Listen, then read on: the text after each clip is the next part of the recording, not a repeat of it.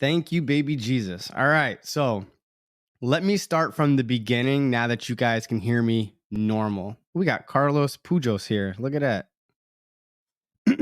Welcome to the stream, man. All right. So, with that being said, starting from the top, I have been gone for several months. I have some updates to push out real quick while we wait for my guest to tune in later. She's going to come in here and talk about, well, you'll see, but I'll introduce her in a little bit. Just know that she is currently serving as an active duty recruiter. She is a former drill sergeant who's on the trail for 3 years. She vlogs her life in the Army. I think she's awesome. I got to meet with her a couple of years ago in the summertime when I did this Army brand ambassadorship program thingy for a short time there. But anyway, she is awesome. And she's going to be joining us today, who will be able to directly answer your active duty and Army Reserve questions. Obviously, I'll be able to cover down on the Army National Guard stuff. But if you're new here and you don't know who I am, my name is Louis Swartz, and I help thousands of people just like you make better informed decisions throughout the joining process so that you don't make a grave mistake, helping thousands of people like you across this great country and to get better prepared for Army basic training. All Army related stuff, all the above. Again, this is a personal page. It is not sponsored, endorsed, or supported by DOD, the Department of the Army National Guard, or any other government entity for that matter. All right. This is a personal page, has nothing to do with the professionalism of the Army and all that good stuff. I share my own opinions, views, insights, and experiences. And again, they do not reflect them. All right. With that said, yes, by day, I am a recruiter for the New York Army National Guard in New York City, but this is not for recruiting purposes. This is for me to help you guys throughout your journey and making better decisions and all that good jazz. All right. With that said, the reason why I've been MIA, missing in action, for several months is I went away for 2 weeks on vacation to the Dominican Republic with my family. It was great. I was loving it. I'm like this close from completing a new video for you guys. I've just been procrastinating, which is what my next update is. Towards the end of my vacation, unfortunately and sadly, my mom went to the emergency room, found out she had a mass in her brain, which was like 3 days before I came back from vacation. And long story short, she had a surgery. She didn't come through. A week and a half later, she's no longer with us. So I took some time to reset and to regain my composure before coming here, which was unfortunate for obviously my mom's sake. And yeah, so I had like geared up everything, had all these plans for YouTube, Instagram, and all this other stuff. I'm actually starting a second channel called Recruiting Ain't Easy, which is going to be my professional platform as a recruiter in the New York City area, where I'll post informative videos, but more low key, kind of like with my cell phone type stuff. And yeah, hopefully you'll like it. Same information stuff. I'll be in uniform on that channel. I'll be able to vlog my life as a recruiter in New York City, and to, continue the mission like I do here, but in a professional manner for recruiting purposes in an official capacity. Again, this is my private page, personal page rather, but I do appreciate you guys. I'm going to get to your super chats in a second and address your questions. And then I'm going to start from the top until Ericka Burney comes here, who is going to be my very special guest tonight. First time ever that I'm bringing another Army recruiter on here. Actually, second time I brought a Army recruiter in here. And again, I've been following her for a very, very long time. She's inspired me to go on YouTube around that time, along with Matt Ward and some other content creators out there like Christopher Chaos and Ben Allen at the time. So those are some of the OGs out there that motivated me to want to open my voice online and help out thousands of people. So individually, I help out hundreds of people. And now I'm able to help out the masses. So with that being said, get your comments in here early. I go from the top to the bottom, or the latest, greatest. And once Ericka Burney gets here, then we will add her to the stream. I'll introduce you to her. Hope you find her just as entertaining and awesome as I do. And we'll keep it moving. So with that being said, let's move on. Oh, I'm looking at my iPad.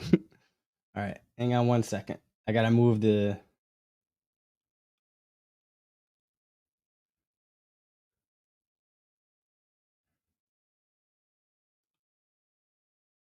Oh, there it is. Okay, here we go. Moving right along. I appreciate that. I still have you as private Pujos on my phone. But I appreciate that, brother. Thank you. All right, so I'm going to scroll back up to the first super chat. I think it came in from Mr. Rodriguez.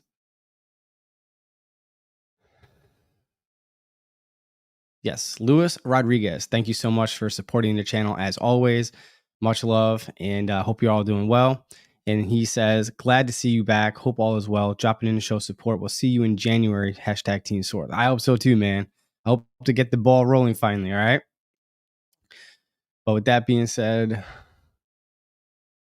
the next super chat, just so you know, just so you're tracking, I'm not ignoring y'all, but when I do get a super chat to show them respect and appreciation for supporting the channel, I do highlight their question and address them immediately once I'm done finishing the previous post. So with that being said, Parker says, will I be able to shoot left-handed at basic training? I'm left-eyed, but right-handed, been shooting a lefty for years, but want to know if it will be allowed. Thanks. Yes, Parker. First of all, thank you so much for supporting the channel. It goes a really long way. I invest a lot of the money back into the channel, if not all of it, and then some, because eventually I do want to make this my full-time gig when I retire. Well, to be continued in a future video. But with that being said, Parker, yes, you will be able to shoot lefty. It is going to be a little more challenging just because the weapons are designed for right-handed personnel, but nonetheless, you will be able to shoot lefty. All right. You'll just have to learn how to do it slightly differently. But yes, I've seen it done. It can be done and it will be done and you will be just fine. All right. But again, thank you for supporting the channel.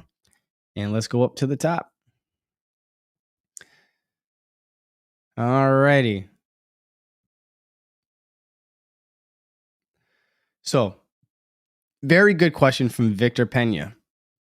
How long is the regulation for re-enlistment after entry-level separation discharge? This is going to be contingent on the rhyme and reason for your separation, your premature separation from the Army. It can range anywhere from a minimum of 6 months or upwards to no more than 24 months, depending on the reason. All right, good question. Johnny Snotnose. Hey, I love it. I freaking love it. That's what I'm talking about. I love the name, man. Appreciate you. It sounds like your voice. Oh, yeah, we talked about that. Let me skip some of these. But now that I know that the sound effects is working, let me know if you hear the applause. And I just need one of y'all to say if you can hear crickets. Let me know if you hear crickets in the background. That way I know it's actually working, because it wasn't working before, and it seems to be now if I was speaking in a megaphone voice. I'm just scrolling through. We got Bat Boss Jose. What's up with the Swartz and the Yo? We got Low Key.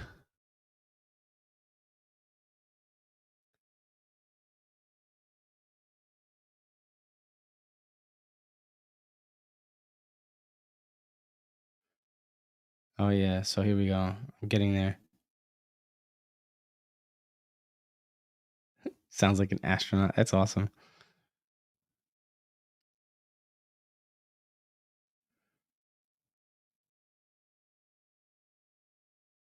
School intercom. That's awesome.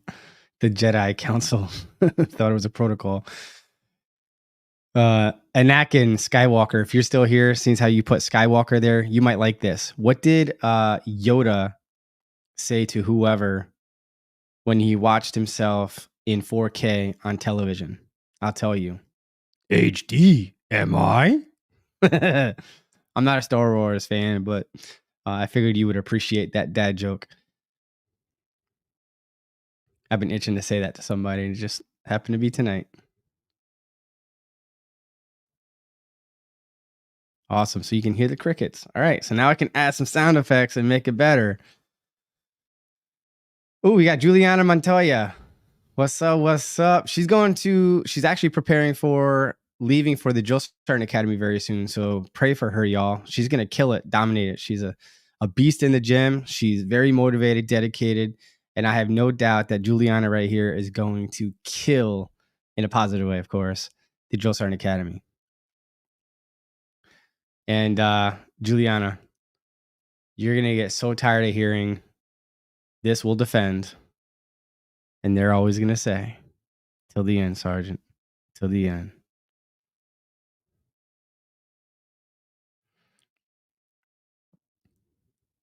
That's right, y'all. That's what she said. She's going to kill it. I'm telling you. I'm super excited for you, Juliana. Feels weird saying your name because my daughter's name is Juliana. I don't know if you know that.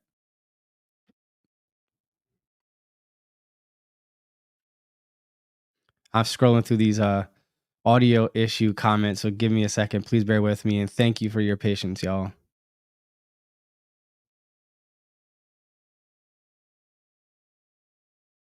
All right, we're getting there. Everyone's saying yes, that it's normal. We're getting there. You're very welcome, Juliana.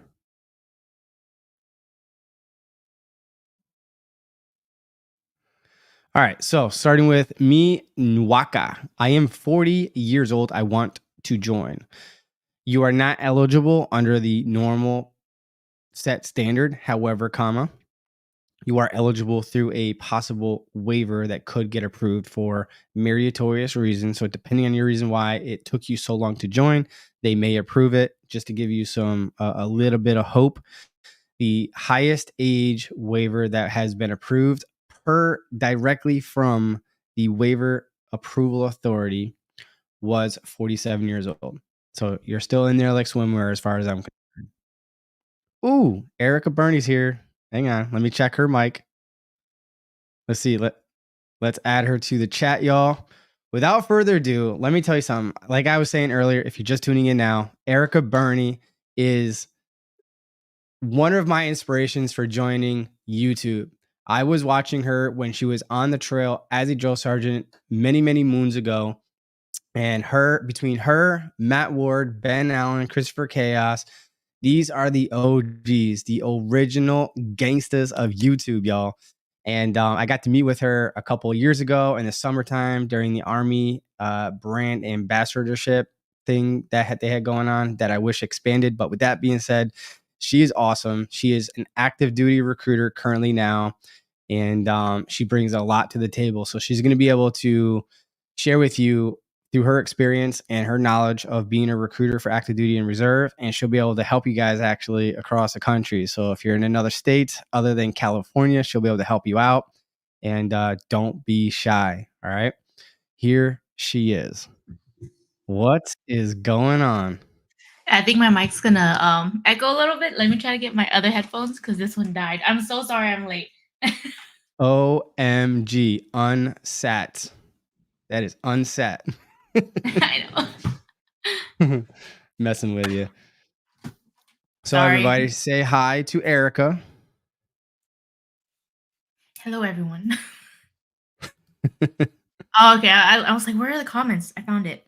I'm new to this. I see you clear on my iPad, and I'm blurry ASF. I don't know Just why. a little bit. I'm trying to see. Oh, I switched to T-Mobile. That could be why. Ooh, why? I'm gonna switch back to my Spectrum. Let's see. I'm sorry, you guys, that I was late. I'm trying to get my headphones to work right now. I enlisted at 40, just trying to be fit. Me too. All right, so now I'm back. Is it echoing? Sorry, that's me. No, you're fine. I have echo cancellation on, so they shouldn't be able to hear me speaking unless we're speaking at the same time, probably. Okay, perfect. So this is Carlos Pujos, another relatively new recruiter on the force here in the New York City area. Okay. Welcome to the team. Actually, I helped him join the National Guard too at the time. Did you really? Yeah, a lot of the people that we've put through the Guard, whether we were on a team concept or individually, are becoming recruiters, and it's awesome. Yeah. If I can ask him, how do you like it? You can comment back, of course, of how you actually like being recruiting. I always get the whole, sometimes they don't like it and all that. I've been in now for a year, and I know in the beginning, I told you, Swartz, I'm like, I don't know, it's a little bit difficult. It is hard, like you said, but then now I've been actually getting the hang of it. Like when you said social media helps, it does. Like it really does to have a platform to like enlist people throughout the states. Lost your mic. I don't know if you can hear me. What happened? I said I lost your mic. I didn't get like the last couple sentences probably. Oh, okay. Does it work now? Yeah, I hear you now. How was your last month? I know you were gone for a little while. I was gone for like 3 months. Yeah. Oh, I lost your mic again. Does it work now? Yeah, now it is. I don't know why it's being weird. Yeah, I was having issues earlier too.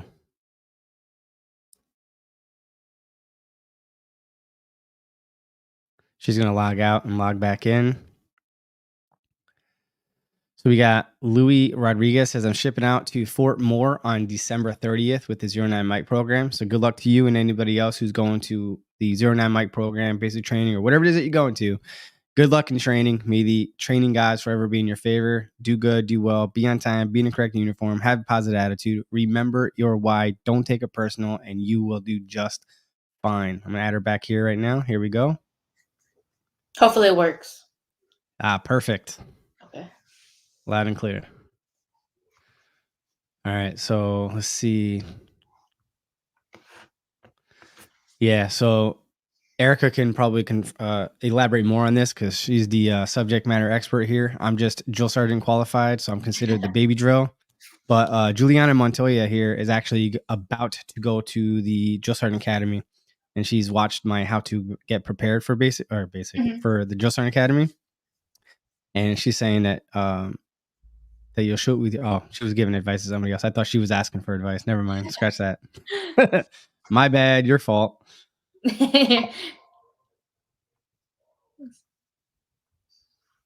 So here's the first question to both of us from Fundamentals Are Key. To Swartz and Ericka, have either of you heard of any updates relating to the SF-86 form for enlistment? I heard that a new one was proposed and approved last year. Fundamentals, at least for me, I would like to know if you could elaborate a little bit more what you mean by that. The SF-86 is your security questionnaire form, basically your application of where you live, work, school, and all that good stuff. Are you asking, like, are they adding or taking away things to the SF-86? If you could clarify, that'd be great, unless you have something to add to that. Yeah, no, it's exactly what you said. It's an application form. Like my spouse's recruiting station does it way different than ours. We have like a shorter condensed version, and then we ask the questions, the medical and everything in a different scenario. But yeah, I mean, it's all pretty much the same. So I don't know what different it would be. Yeah, I'm not sure what they would change. I think they would add stuff to it, not really take away. Yeah, because everything that's in there now is pertinent to the enlistment process. Mm-hmm. So I'm gonna come to the next comment in a second. I'm gonna scroll down because every time I get a super chat, I go right to them once we're done delivering the previous point. I like it. Yeah. So thank you so much, Rock, for the contribution to the channel. I appreciate you. It goes a really long way. And as previously described, I invested back into the channel. So Rock says or asks, ships out in November to Fort Leonard Wood, active duty Army. Been dealing with muscle cramps in the legs. What should I do about it? And what if it happens at basic? For me, that's telling me that you're having a sodium deficiency more than likely, or a magnesium deficiency. So I would probably get some blood work if you want and double check those levels. I would add not table salt, but like Celtic salt, sea salt, pink Himalayan salt to your beverages, and that will help with the sodium. And if you take an over-the-counter magnesium citrate, I believe, or glycinate, I'll double check mine in a second while she shares her information. But increase your salt intake and definitely check out magnesium. And I would even complement that with potassium, and you can get them dirt cheap at like Vitamin Shop. I take them myself, so I'm gonna go get that and show you real quick, and she can share you with her tips right now. Yeah, I would say, especially when you're dealing with muscle cramps, because I used to always get cramps when I was younger. Drink a lot of water. You need to be drinking water, and same thing with salt. So when you get to basic training, and it does happen. Because it does. A lot of people, it tends to happen whenever you're running, doing stretches, muscle exercises is going to happen, especially if you're not drinking water. So you have to drink that water, that salt, like he said. And then that's a good thing about basic training is that you'll have to drink a cup of water and you'll have to drink electrolytes every single meal. So you'll be okay. But if it does happen, don't worry. The drill sergeants know that it's happening. Just say that you're having muscle cramp, and then you'll probably get fun of, just a little bit, but it happens. It happens every cycle. Absolutely. And this is what Celtic salt looks like. All right. And it's magnesium glycinate is the recommended. Let me block my face. There you go. Magnesium glycinate. That's the one that you want to get. And the potassium helps the absorption with the sodium. So potassium citrate is what you're going to want. All right. And not sponsored or anything, just stuff I take. Maybe one day. One day, someday. Hashtag I'm just saying. All right, so we got Abdallah here, Mansoor. I'm scheduled to ship out in February, but want to move it to the end of the month or early next month. I asked my recruiter about changing my MOS, but the only option is 11 Bravo. Is this true? This is going to vary from whether it's active duty, reserve, or guard. But I know for the guard, I've only seen an MOS change twice in my career, once personally and once within the company that I didn't personally witness. And the only reason why the one on our team was changed was because he was 17 years old. Mom didn't want him joining, but if he didn't go combat arms, she would allow him to join. And for some reason, the recruiter put him in it as 11 Bravo, and that became a big deal. And that was why we changed his MOS. And I'll allow her to say if she knows the answer for active duty. If not, I will assist. Yeah, so same thing for active duty and reserves. They kind of work hand in hand. I'm not sure if depending on your job. So did he say a ship? Okay. Depending on what your MOS is, because if you can qualify in other jobs, you can switch it. It is going to be a little bit difficult because you already have something locked in. So if we unlock you and try to see if you can get another job, we can't promise you that you can get this job and it leaves at the end of February. So, and if you say, hey, I don't want to go with the MOS, I don't want to be 11 Bravo, I'll go back to my same thing, that enlistment contract will probably be gone. Someone else probably might have taken it. So if you actually want to see your options of what jobs you can get and when you can actually leave, you just know that you probably might have to let go of the job that you do have now and the contract that you have now with all the bonuses and everything. Yep. And there's a sergeant major who's actually in the Sergeant's Major's Academy right now as we speak, who actually posted a video stating that you can in fact change your MOS. But if you direct message me, listen to what he has to say, because he actually came from USAREC Recruiting Command. And it's very interesting because I always thought that you couldn't, but he makes it sound like you can. It may upset your recruiter because it may delay their credit for your enlistment or shipment. But if you DM me on Instagram at Team Swartz, I'll send you that video as well and combine what she said and share that with your recruiter and see what your options are. All right. Yeah. They'll try to accommodate you if it's at all possible. Usually, I know for the National Guard, if it's under the 45-day window of you shipping out, the answer is a hard pass unless it's for a compelling reason.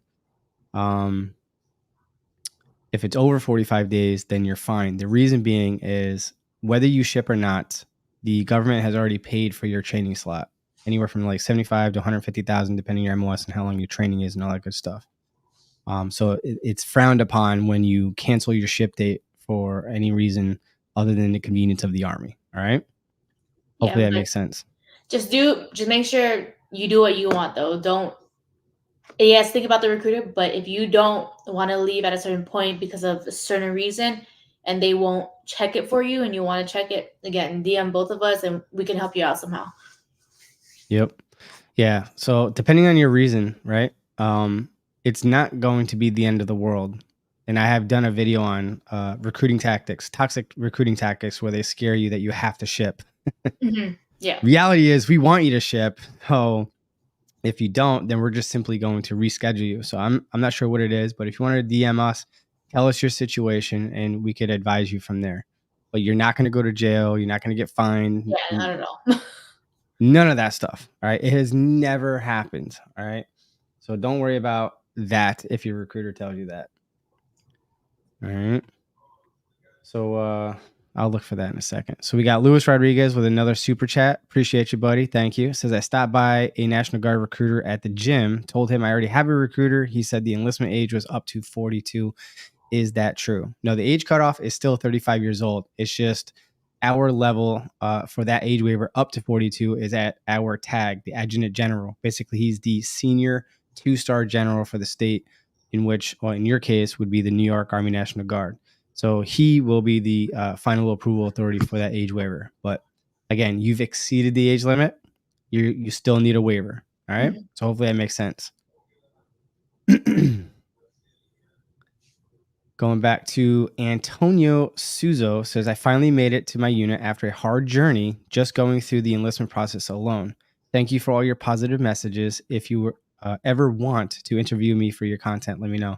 Yeah, shoot me a direct message, Antonio. We'll look into it, because I do want to bring more people like Ericka Burney onto the pod, because it's not just about me, right? In the beginning, I guess it was all about me, but in reality, I'm just one guy that, likes helping people, but other people's experiences and perspectives may assist you as well in making better decisions, or maybe you just find it entertaining. So definitely hit me up on Instagram at Team Swartz. Jacob says, do we know in 2025 is going to be any easier on joining through the MEPS or Genesis process? I had an ACDF surgery, I'm not sure what that is, a few years back. I fall within the 2 disc or less guideline for medical waiver, but I can't lie, it's got me nervous. Honestly, if you could tell me personally, unless she knows, I'm not sure what what is it? ACDF? Yeah, that thing. Yeah, I'm not sure what that. I don't know what that is. Me either. And I'm not sure what you mean by 2 disc or less guideline. So It sounds like maybe it's something with the spine. I'm not sure. But anything medically related that requires a waiver, I have a video medical waiver guide with insights, tips, and tricks in this video that's going to post into the chat box right now. Definitely go check that out. The do's, don'ts, expectations, how MEPS works, the waiver process, all that good stuff. So good luck to you, Jacob. And if you could address those questions, we could definitely look into that and give our 2 cents. Anterior cervical discectomy fusion. All right. So it definitely sounds with the spine, and it sounds very serious. So that's going to be on the lower end of the spectrum of approval. So your applicant statement, your physical activity reports, and your medical records needs to reflect, along with updated evaluations and recommendations, are going to be vital to your ability to receive a favorable outcome on your medical waiver. So hopefully you're physically active, you look physically fit, and again, you're going to want to get an updated evaluation, not from your general, especially for something like this. I would go back to your spine surgeon and have them assess you, maybe get another x-ray and say, based on ABC evaluations and testings and the x-ray, patient was seen here for XYZ problem. The prognosis and the procedures done was XYZ. And based on in today's assessment, I do not see any issues or limitations or restrictions for patient to complete or conduct military physical activities, to include but not limited to crawling, kneeling, walking, running, jumping, climbing, pushing, pulling, lifting, even under heavy load. And if you can get an all clear letter like that, I'm telling you that will definitely help you. And then obviously your applicant statement and your physical activity report. The video is going to go into more detail, but these are all vital things. So don't let your recruiter tell you no. Do the legwork, do the extra evaluations and testing, anything you possibly can. And again, go through your spine surgeon, and because that's going to trump a general physician. And then submit the waiver or the complex pre-screen. Let the powers that be decide, not your recruiter. That's my advice. Do you have anything you want to add? No, you're on it. That's what every time I have an applicant, some recruiters don't want to do the work, but I always say, like you said, let the Army be the one to say no or what they need, instead of your recruiter being like, I don't think it's going to work, so we're just not going to, do it. So go to your recruiter or find a good recruiter, do the whole MEPS process, see what they actually do need, because at the end of the day, they'll tell you, hey, no, you cannot join, or hey, we just need a letter from a spine surgeon saying that you're good to join the Army, and it's as easy as that. Facts, 100%. We got another super chat coming in from Ben R. Appreciate you. Thank you so much for supporting the channel. Now that my sound effects work, I don't know if you guys can hear that. I like it. I can hear it on my end, but when I first started the stream, I had the monster voice on. Oh, had no idea, and then it sounded like an alien and a megaphone. that's Took me a while to funny. figure out what was going on here. But Ben says here, I want to try and go Green Beret through the Guard. Do I need that in my contract, or do I need a specific MOS that I was looking at for 12 Bravo, which is Combat Engineer? Yes, it is possible. Now, there are a handful of states that have Special Forces where you can go directly into Special Forces. And I'm not a Special Forces recruiter, so I don't have all the information, but I recently did a Special Forces podcast.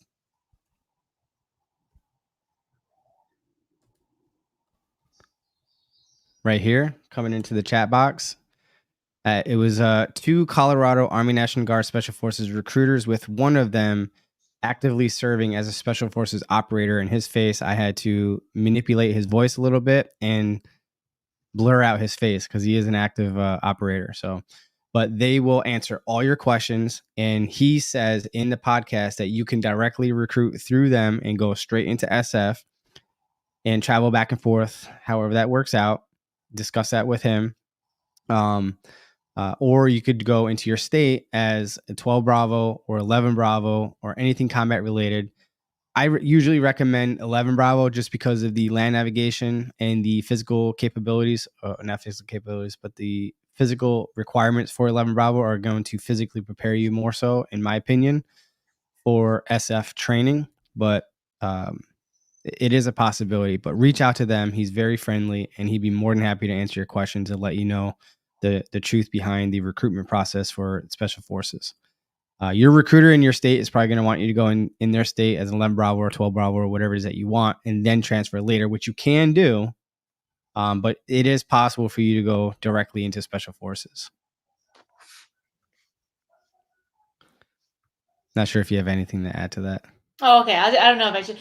No, you can do it. So you can go to a Special Forces recruiter, but then also what we do is, if I'm not mistaken, it's 18 X-ray. So you can be Special Forces off the bat as long as you pass the physical requirements. You get a good ASVAB score. Because I've had me personally. Usually it's my infantry buddy that recruits the 18 X-rays, and it's the same thing. We got to cover their face and all that stuff. They can't take any pictures once they decide to go. So if you want to go active, we can get you in as 18 X-ray, which is Special Forces off the bat. Yeah, and that's for active duty. What I shared is for the National Guard. She's sharing with you for active duty. Mm-hmm. And you can only go Special Forces in the active duty or the Guard. The Reserve doesn't have any combat forces other than military police. Oh, and the one single infantry unit. I think they moved to the state of Washington, right? I think so. I'm not fully sure. They used to be on some island, but I believe they're in Washington state now. All right, so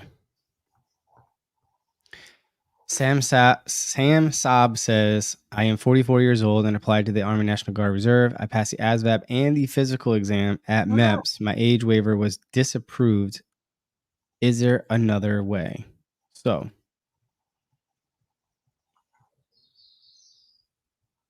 the questions I would need to ask is, what prevented you from joining up until now?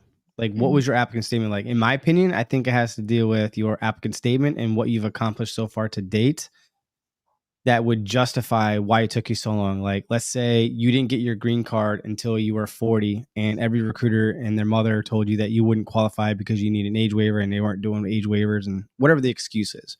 Or maybe you were knee deep in a career as a correctional officer, a police officer, a CEO, or some high ranking position in a company. And now you're finally in a position in life where you can dedicate some time and effort into a new career path. But let me know what your why is and why it took you so long. And that that might tell me what the hiccup is. Yeah, and figure out if it's either National Guard or reserves, or did you do both? Because National Guard and reserves are two completely different things. Yep. The reserve and active duty fall under their decision authority, and we have our own decision authority. So if, let's say, you went guard, and they denied you, go with reserve. It's not uncommon for one or the other to give a different result, if that makes sense. Yeah, I think I just got someone approved that was 39 a few weeks ago. Yeah, the highest waiver I've done so far that has gotten approved is 42 years old. Nice. But those were under the old rules. Oh, he wrote, I came in the USA in 2022. Oh, there's your reason right there. Yeah. So it's just the way you write your applicant statement, and then how your recruiter can, not say change it, but like edit it to make sure that you're okay with how it's written. So just let us know if it's from National Guard or reserves, and either way, one of us can help you out with it. Yeah. We're not allowed to write it for you, but we can tell you more or less what they're looking for, and in your own words. And just have that dialogue with your recruiter, and you'll be good to go. Anakin Skywalker says, bro, that was solid. Oh, I think he was talking about my joke. Were you here when I gave the dad joke? No. Oh, so Skywalker, he's obviously a Star Wars fan. So the joke went, what did Yoda say to whoever when he saw himself in 4K on television? What did he say? HD, am I? Oh my god, that is such a dad joke. The more you know. I know. I can't. Parker says, thank you. You're very welcome. Let's see. Pocket Sand says 16 years old, turning 17 in a few months. I'll be enlisting as soon as possible. Any tips just for general things? I'm actually working a just turned 17-year-old now. And yes, what you can do is like maybe 30 days out before your 17th birthday, go sit down with your recruiter. They can prepare all the documentation and everything that we'll need. If you're currently in high school, there's additional forms that you'll need. In my case, my applicant was already graduated from high school because he's wicked smart. But there's all the paperwork we can prepare prior to. And then once you turn 17, we can submit that pre-screen at MEPS. And once MEPS approves it, we knock out the PICAP beforehand, and you do test next day, phys and enlist, same day processing, or whatever it is that you and your recruiter determine best for you. That's how I would do it. Yeah, make sure you talk to your parents, because you'll need your parents' consent as well. So absolutely. I'm glad you brought that up. Yeah, I was forgetting about that. And just to clarify, the parental consent is not for you to join. The parental consent is to allow you to do the medical exam without having a parent present. Mm-hmm. Bell, recently finished basic training AIT. My recruiter said I'd be able to switch units and MOS after I get to my current unit. Seems but my current unit doesn't seem to be open yet. How do I go about either joining the CPU or OCS? I'm not sure what CPU is, but OCS is just dropping your packet. Mm-hmm. I would say for the officer candidate school, because I've had my best friend did it too. They can't really necessarily tell you no, you can't drop a officer candidate school packet, because it happens I think every quarter.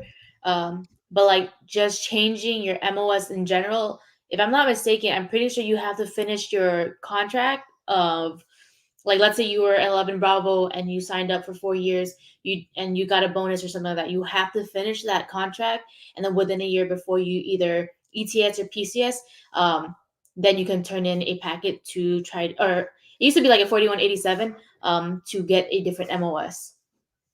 And you have to talk to your retention NCO too to see if they're going to allow you, if it's open or if it's overstrength as well. Yeah, CPU, he or she clarifies cyber protection unit. I don't have any of those in my state, so I don't know anything about that. But Juliana Montoya says, you're giving out your age. Yeah, I'm old as dirt. I just heard that. I said this one time at band camp over the weekend, this past weekend, only one person out of the 14 recruits knew what I was talking about. And that was because he was an older fella. Yeah. I was like, man, I'm getting old. But so what I had to share with that is I don't know anything about the CPU, honestly, but in general, for the National Guard specifically, when you request to change units and or your MOS, the losing commander and the gaining commander both have to be in agreement to release you and to accept you. So if you're a dirtbag or you're a subpar soldier, you're flagged, they're not going to do so. Mhm. If you're brand spanking new, don't expect them to assist you. Do at least 6 months to a year with your unit. Most units want you to do at least half of the contract.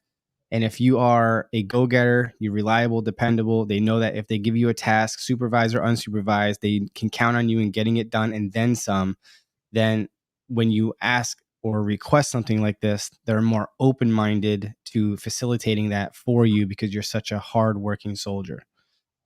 Now, for OCS, unlike what she shared for active duty and reserve, for us, you have to submit your packets, but you also need to be recommended by a officer. Usually it's going to be your company commander. And that's 50-50 on whether or not they do it. So if you're a good soldier and you're a go-getter and you're outgoing, chances are you'll probably get it.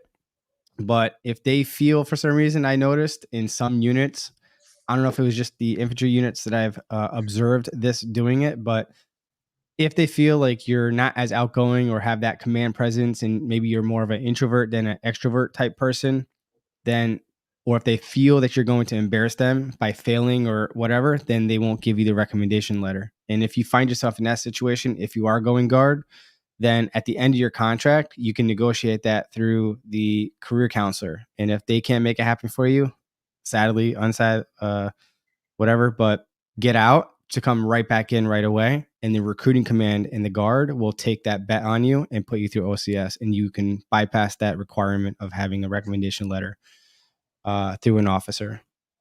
Just my 2 cents, though.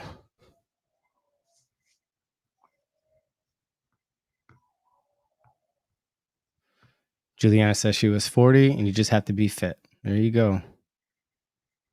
And then Juliana recognized you through TikTok, actually. Look at that. Yeah. My TikTok's been growing, so I'm happy about it. I'm not even on there. I'm about to start it. I keep saying that, but I my mean, luck, I'll start it and then TikTok will get banned. That's true. It's gonna probably be next year. Absolutely. That's what I think. That's why I was like, do I even bother? Yeah, I need I to still start get a lot of doing medical more on questions YouTube. on there. And Atkins says that they watched all your videos. Oh, thanks. I need to be more active on YouTube. It's just I didn't realize how much recruiting takes up a lot of my time. It really does. So the short content is a little bit easier, but then like with him doing his live streams and all that stuff, I'm like, yeah, I'm tired. You don't have to do it for 2 hours like me, you know? I But know, but it's just like I what live sounds an hour better? away from home or from work and everything, and then coming back, and then I don't know. I just gotta do better. It's just excuses. I put in over 14 people a year through my YouTube channel. I don't have to do school visits. I don't have to do anything else that other normal recruiters do. Yeah. But we can talk about that offline because I don't want Yeah. to wrap myself out here just in case somebody from my command is watching. Oh yeah. Not that I haven't said it in person, but still. Let's see. Michael Can said, and who also is a channel member. Thank you for remaining a channel member. Appreciate that. GI Bill, how do I sign up for it? Michael Can, let me know if you're active duty or guard or reserve because there are 2 different types of GI Bills. Mm-hmm. And then I'll be more than happy to address that for or with you.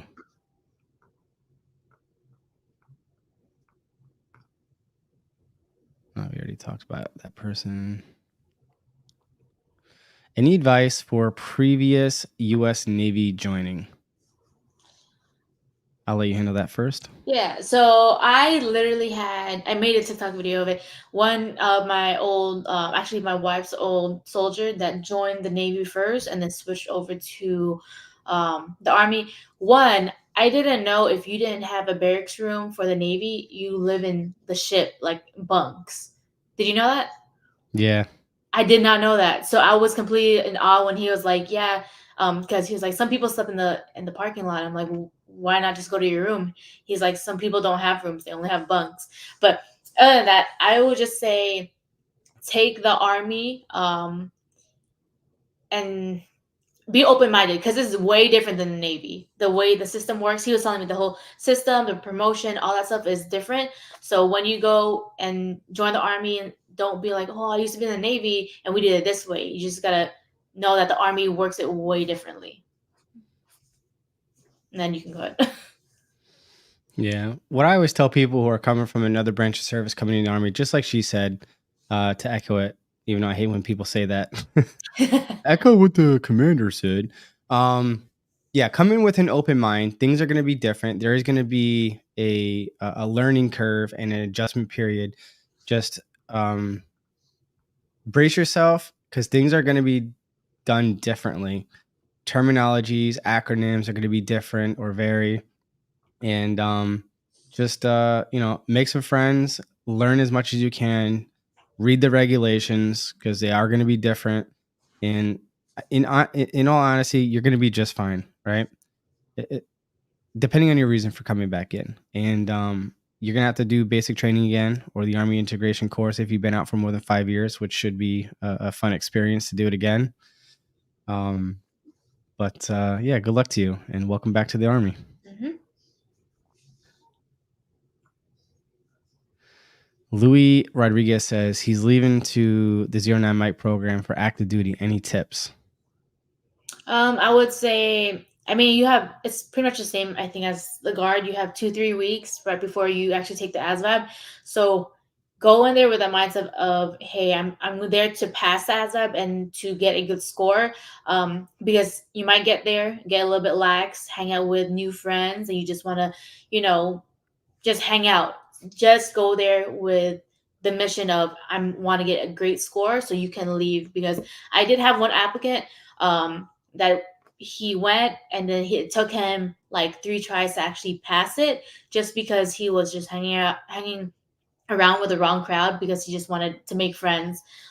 So he told me, he was like, I should have just put my head down, done what I needed to do so I can go to basic training right away. Oh, we lost you on the mic. Oh man, am I working? No, you're good. I don't know why he keeps doing that. Yeah, I don't know either. Or did you just stop talking? I was actually looking at my iPad. I should be looking at my screen over here instead. Maybe I stopped talking. I'm not sure. So my advice is what she said. I'm going to echo that. And the 09 Mike program is treated like basic training. And I've been hearing a lot of complaints. And I just want to reiterate that, and this isn't directed to you, but I see it a lot on like the ASVAB support pages on Facebook. But you're an unqualified applicant that was given an exception to the normal enlistment policy of joining, right? Whether it's you're overweight or the academic portion or the combination of thereof. So you're an unqualified individual, and we are literally spending thousands of dollars to get you to meet the minimum criteria. With that said, understand that when you get to the 09 Mike program, get your mind right. Know that you're there, just like she said, to achieve the goal, whether it's passing the ASVAB and or getting within the body fat percentage. Now, you're going to make friends, but you're not there to make friends. You're there to get through the program and to get through basic training and to get MOS qualified and to get to your unit of assignment. With that said, and that in the forefront of your mind, remember your why.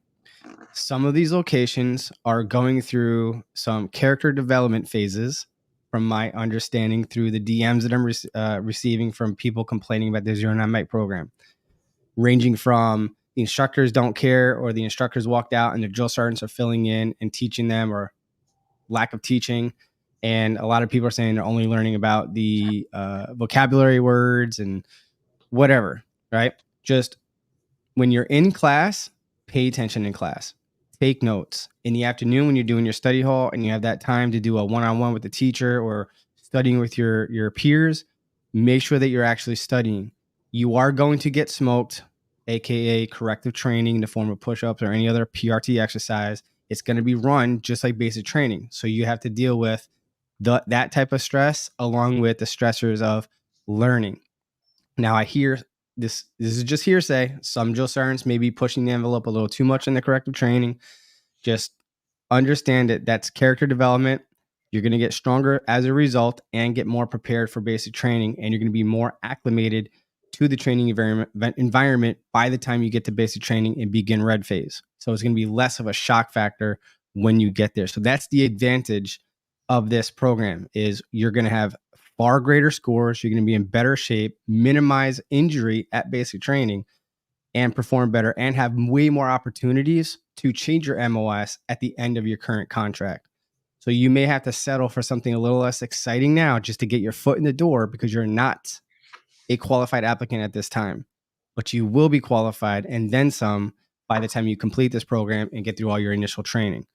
So again, if you decide to go beyond your initial contract, you're going to have far more opportunities at your disposal when you go to re-up.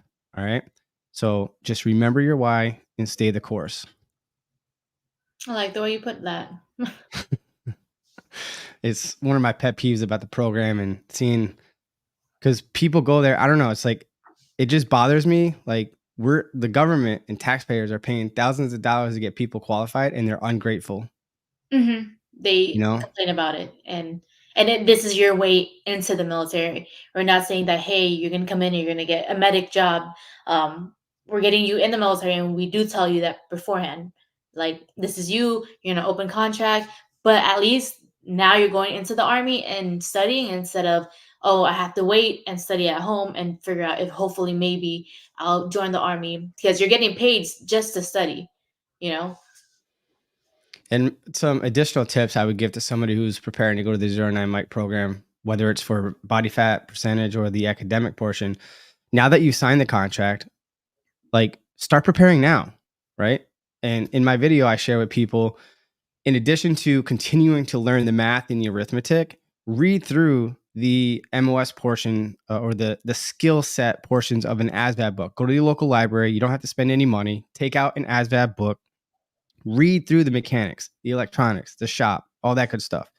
And take 30 to 60 minutes a day. Alternate one day math, one day arithmetic, so on and so forth. And consistently do that every day until you leave, at least 5 days a week. Mm-hmm. And if you're overweight, if you're not overweight, start a cardio program. Start doing body weight exercises throughout the day. Walk 30, 45, 60 minutes a day so you can condition your feet, so that when you do ruck marches and stuff like that, or hiking, you're not tearing your feet up from the floor up and getting all kinds of blisters.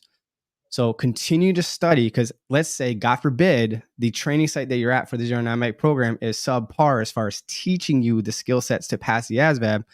By consistently small chunks every day, no more than 60 minutes of learning the math and arithmetic before you leave, will increase the probability of you getting a better score while you're there and getting out of there sooner rather than later, and not have to embrace that suck of being in that situation, if that makes sense. And then obviously controlling your diet, eating a clean diet, moving more than you're consuming.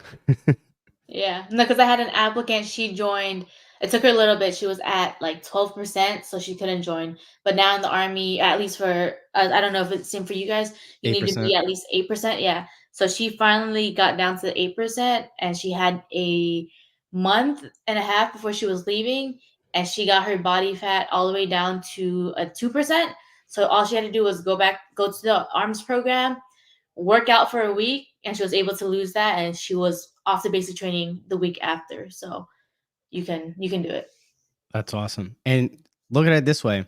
If you are doing it, let's say for the body fat portion of the thing, and just that, if you are able to lose all the body fat before leaving at reception, if you're within the 2% over your maximum allowable body fat per age and gender, you don't go through the 09 Mike program. You get a direct ship right to basic training. You get to skip the BS and go right to training. So that's a plus too. So with that being said, I just want to give a huge shout out to Johnny Snotnose. Thank you so much for the super something or other. I didn't see a message on this. I hate when, like, sometimes they pick the wrong one and they're not able to post it. So I'm going to scroll through this real quick to see if I see anything else, but I'm not seeing anything. So I appreciate it nonetheless. And thank you. We got another one from Peace, Love, and Guns. Thank you so much for supporting the channel. It goes a really, really long way. And this person says, hello, currently leaving in November for basic training. 15 Romeo is the MOS. Wanted to know what happens if you don't pass AIT, because I don't speak English. So it sounds like English is your second language. I'll let you attack this first, and then unless you want me to go first. I would just I'm say sure people are tired of hearing me talk. No, I like when you talk, but I would say for that AIT, one, don't have that mindset that you're gonna fail, right? Because it's not a good mindset. All right, there's many trainees that I've had that don't speak that well in English. Like sometimes I don't even speak that well in English, but I've had ones that don't understand. They will walk you through a bunch of the things, especially when you're at AIT. Yeah, you have drill sergeants there, but the instructors there are more of like the NCO. Hey, I'm going to show you how to do this. So it's not going to be like, I'm going to yell at you just because you don't understand what I'm saying. So AIT is way different than basic training. They will walk you through it. They will make sure you understand it fully. Then you can go. So what Johnny Snotnose said, I added my comment to the super chat reply, just so you know. I'm not seeing anything unless you're talking about what you sent earlier. I apologize if I'm just not seeing it. It's not showing up in my chat box. So I apologize. So if you did post an additional comment, please do so again, and I'll address it. But my 2 cents when it comes to this is English is, because my wife is Dominican. And when she told me English is a hard language, I'm like, yeah, right. And there's a comedian that does English teaching funny videos, skits. And I'm like, wow, English is actually pretty confusing because you got red as in reading, and then the color red. Yeah, it all that sounds is the same. true. It's spelt same or different. So it can be confusing. So with that being said, my advice to you is take 15 minutes a day to get out of your comfort zone, speak to someone only in English. So it forces you to speak in English. Read something in English and look up the words that you don't know and translate it to Spanish so you can build upon your current vocabulary. I also want you for 10 to 15 minutes a day to read out loud and enunciate everything. For example, hello, I am currently leaving on November 4th for BMT. The reason for this is it works on the muscle memory and the repetitions of saying words in English clearly and articulate, if that makes sense. And also, if you download a free trial with Duolingo, you can also learn English for free for 10 minutes a day, and that will also help you. So that will help you before you get there. And watch a TV show or a movie in English with English subtitles. Doing all these for about an hour to an hour and 15 minutes a day, not all at once, spread out throughout the day, will significantly over time, if you do it consistently, improve upon your English speaking skills. Now, when it comes to English, at least for basic training, just do what everyone else is doing because you're all going to be doing the same thing. Now, when it comes to AIT, again, like I said before with the 09 mic program, pay attention in class, take notes. If you have regulations at your fingertips on a computer, tablet, or your phone, maybe you can cover down and read some of the things that you learned for the day in class, and study your notes in the evenings before bed, and then take an hour or two over the weekend, split up between Saturday and Sunday to reread your notes, maybe rewrite them, because through repetition of reading the same things will improve upon your you remembering the things that you've learned. And don't be afraid to ask questions. Lean on your battle buddies. Those are my tips.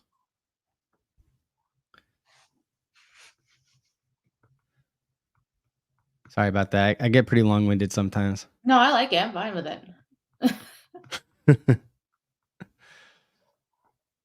Oops, I think I went too far. Nope, hang on. So Ben R says, I want to join the National Guard and I want to be Green Beret. I haven't talked to a recruiter. Would I need that? Oh yeah, we spoke about that already. Mm-hmm. Maybe I went too far up. Nope. So now we have Suman Pudel. I got EPTS. I'm not sure what that is. It's like a medical term where you get out. Okay. So medically chaptered out like a month ago from reception in Fort Jackson. Had a hearing waiver from MEPS. But in reception, they said I had damage in my eardrums as well. Can I get back? How? What advice? Unfortunately, in my 20 years of experience as a recruiter, I'm going to say you have like a 0 chance of coming back. It's not. I'm It's just not keeping. funny. It was just funny. I thought you were gonna say a different percentage, but you said 0%. I mean that in the nicest way possible. It's just, those are the hardest waivers to get. And even if you do qualify for a waiver, it significantly decreases the amount of opportunities that would be afforded to you because you would be at a pull heat of a 3 for your hearing. Yeah. And it's like literally just a handful of MOSs, if that, depending on your line scores. So unfortunately, if reception discharged you, because I know that they do additional hearing exams there, and if they said it's a no-go at the station, it doesn't matter what MEPS or the proponent of the Army that you're trying to join has to say. Yeah. My only other suggestion to you is you can, after 6 to 24 months, depending on the criteria of your I'll be right back. discharge. Okay, no worries.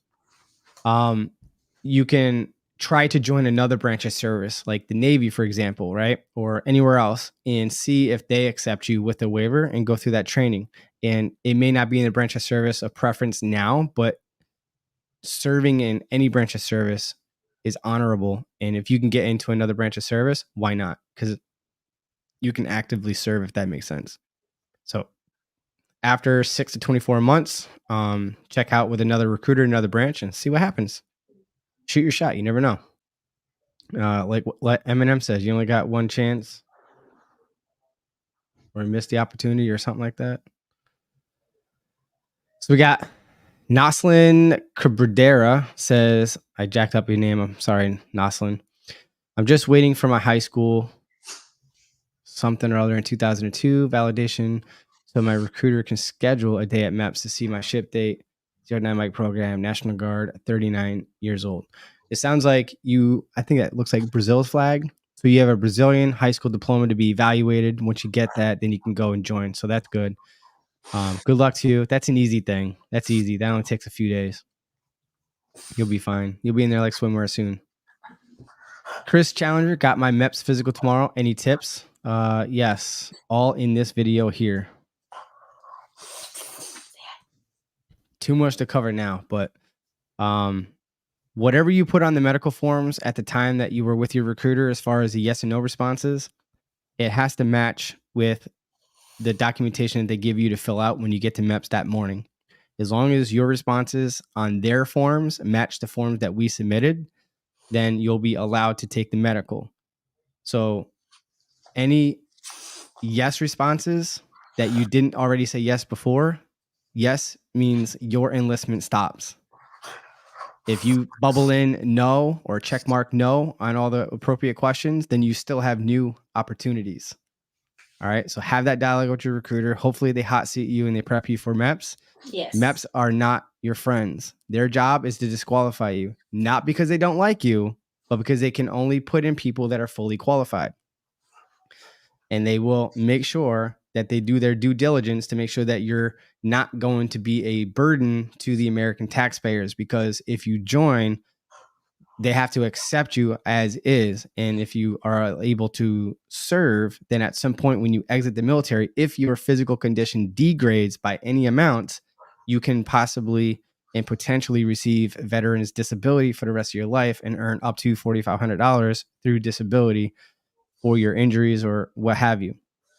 So you may be physically capable of performing all the duties now, but you got to think, MEPS is thinking long-term. How is the juice worth the squeeze now to compensate you for the rest of your life if we were to destroy your body with Army experience? Does that make sense? Hopefully it does.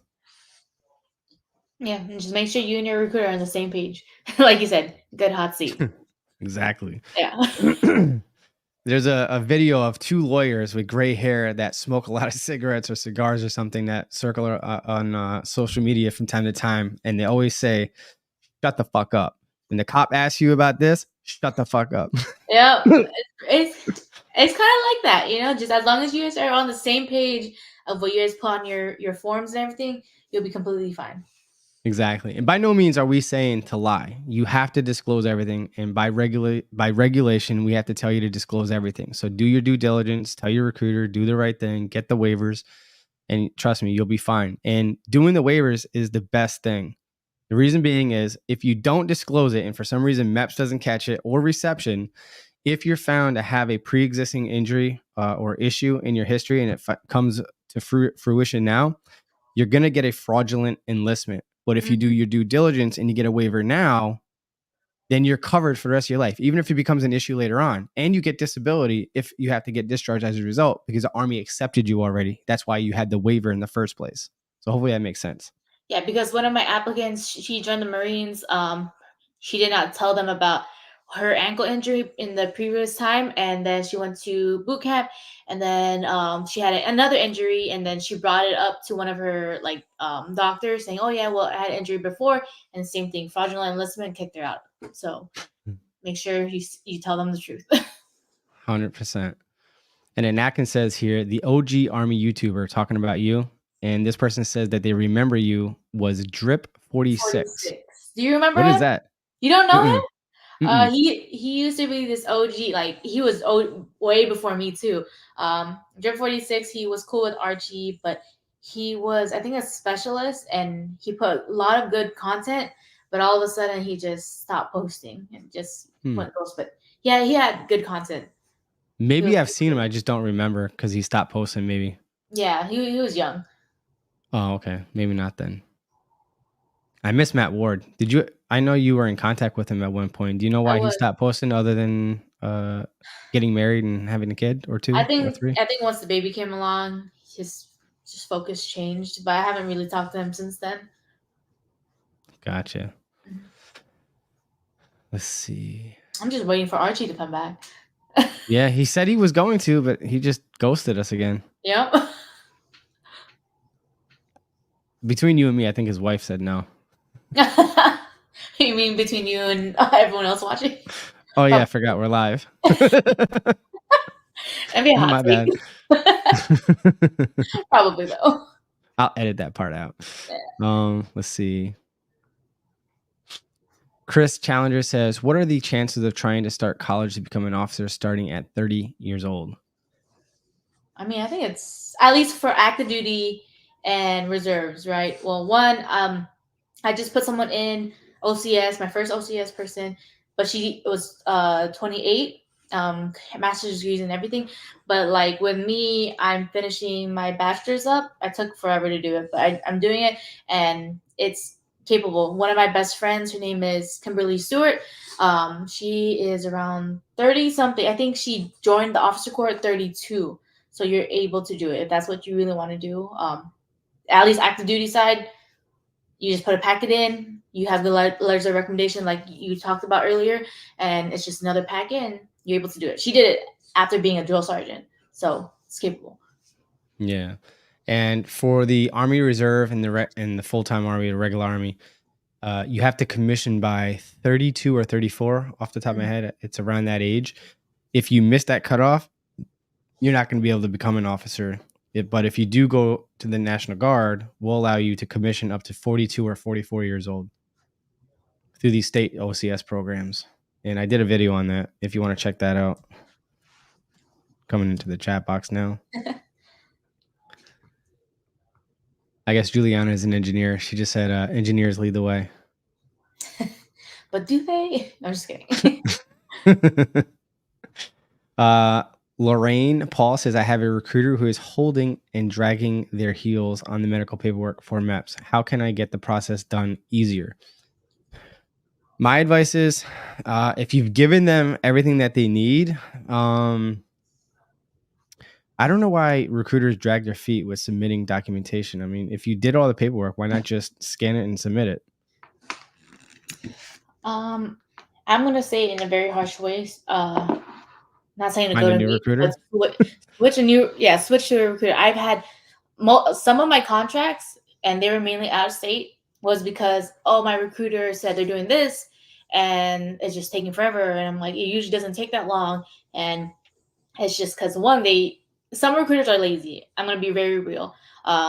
Luckily, like the two of us, right, we actually like recruiting. He's been doing this for many years now. Me, I actually volunteered, and I want to continue to do this afterwards. But many recruiters that are kind of voluntold kind of get like sloppy, and they just don't want to put in the extra work or extra paperwork or whatever the case may be. So I would just say, just switch recruiters. Find someone that's actually going to put in the time to make sure that you're a priority, because every recruit that I have is a priority. If their paperwork is done, I can go to someone else. But yeah, I would just say find a new recruiter. That's just I mean, yeah, and it's honestly, it's not that much more work. It's just manually inputting the medical stuff into our software called Recruiter Zone. That's the tedious part. Once that's done, and you do that while you're sitting there, like you don't necessarily need all the paperwork to get the gist of it. Doctors' names, maybe, facility address, and approximate dates or the exact dates. But it's not that difficult. It's just recruiters are lazy, and you might be dealing with a MEPS. Like I know our location.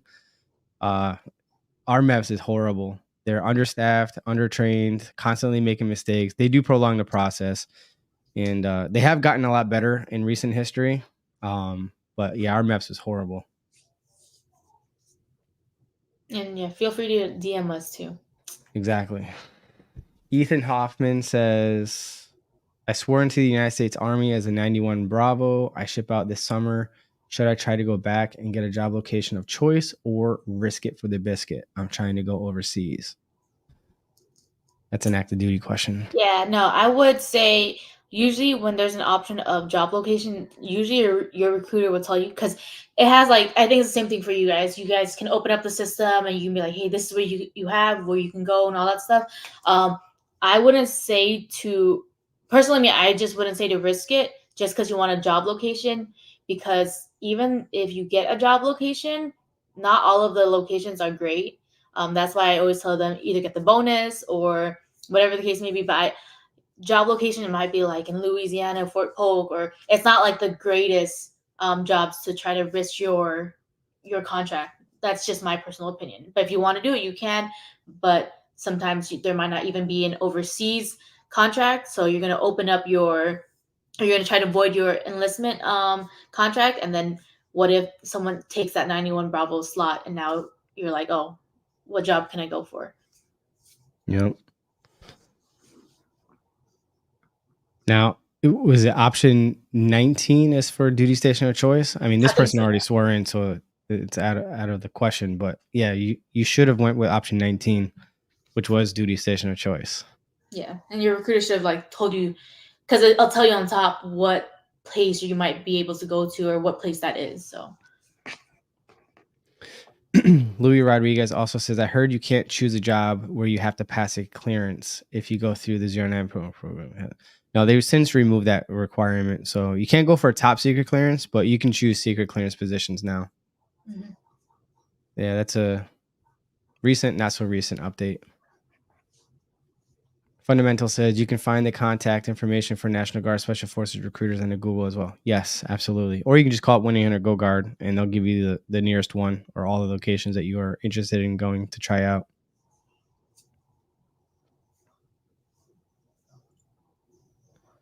He also says, heard if you go through the 09 Mike program, you can't choose. Oh, you already said that. You said that. I hate when I do that. No, I think you wrote it twice. That's why. Yeah. Sarah Gonzalez asks both of us, how many times may I take the TAPAS exam to get 100 in order to go to MEPS, then ship off to arms program, then of course basic training? I've taken it twice, got a 75 to 70. How do I get 100? You can give your advice, and then I'm going to copy and paste something that my master sergeant gave me. If I'm not mistaken, right, because usually people pass it like the second time. I think it's 3 times, and then it's like that. And you can correct me if I'm wrong. Then you got to wait 6 months in order to do it, just like the ASVAB. Honestly, for the TAPAS, it is a personality test, so it's like going to a job interview, and yeah, they're gonna ask you what is your weakness, right? You're not gonna be like, oh, well, I'm kind of lazy and I just don't want to do things sometimes, right? That's not what you want to say. You kind of want to say the correct answer or choose the correct answer, to get that job. So yeah, I would just say like choose the more active answers, choose the more answer that would like make you sound a little bit better, because when you're going to a job interview, I'm not gonna say not fully say the truth, but you're not gonna say that you're lazy. That's my downfall. You're gonna be like, oh, I tend to work very hard because I have OCD because I want to make sure everything's perfect for whatever the job is. Try to make it sound a little bit better. And for some reason, oh, here it is. So I'm going to copy and paste this. And for everyone else, I'll say it out loud. Let me just paste it real quick. So basically, you have to understand that it's a motivational assessment. So you don't want to overthink it. Just answer all the questions with the ideal person in mind, meaning that you love to exercise, you're super motivated, you get along great with people, you work very well in teams, you'd rather be outside than sitting at home, you never get angry or lose your temper, you never get sad or depressed, and you're super optimistic. Basically, you're looking out for the betterment of the overall organization and your team. You're a team player. All right. And good luck to you.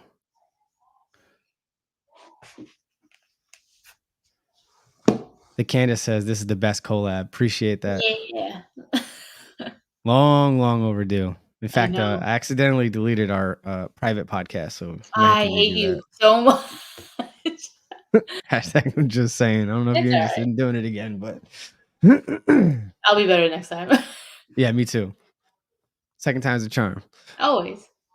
Sam Sabos says, thank you for answering my question. I did not know about the Army except in 2023, where I started the application. Make sure you put that in your applicant statement as previously described.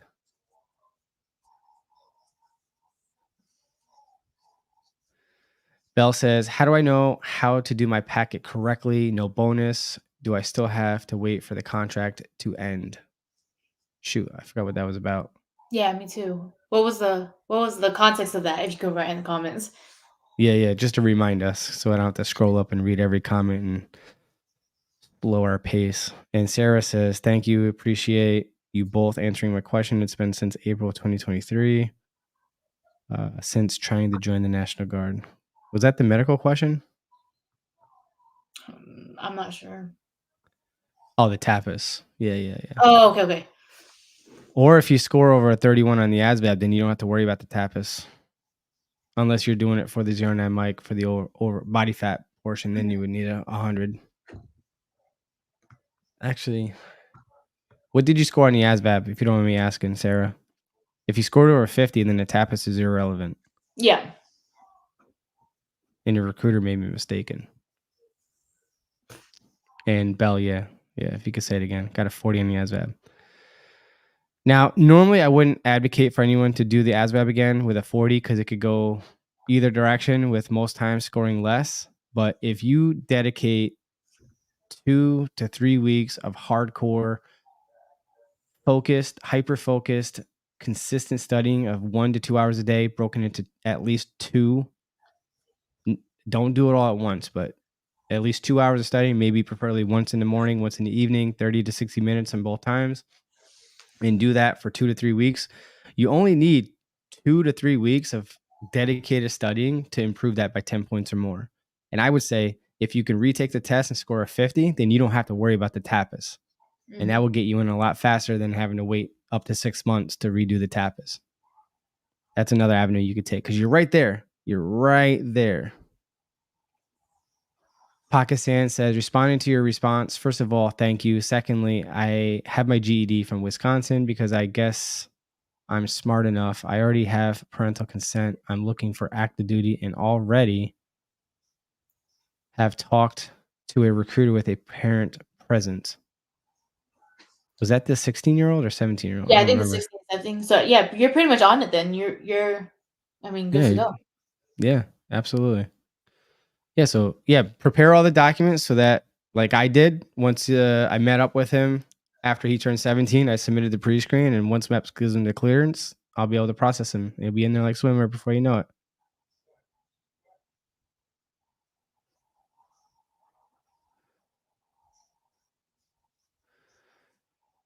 Sam says, sorry, the email from MEPS says, risk of injury for age 42. I have high fitness level application. With National Guard for Reserve, not active duty. Thanks for you guys. Well, unfortunately, it's not up to MEPS to approve your waiver. It's up to the proponent of the Army National Guard on whether or not they're willing to accept it. So MEPS will disqualify you and close out your medical. And then it's up to the proponent of the Army. In your case, the Army National Guard. If the Army National Guard approves your waiver, then you're good to go. But it's not MEPS. Maybe you're just misunderstanding the recruiter. It is possible that the waiver authority said that, but it's definitely not MEPS. MEPS don't decide on waivers. They just, you're either qualified or unqualified, and close your medical.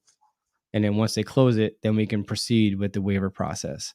So if the National Guard genuinely denied your waiver request, I would definitely use ChatGPT to hit some key points on your applicant statement and your activities report and resubmit for the Army Reserve. And you can always do a lateral transfer later on because you'll be in service at that point if you choose to go back to the National Guard later, or you can stay in the Reserve.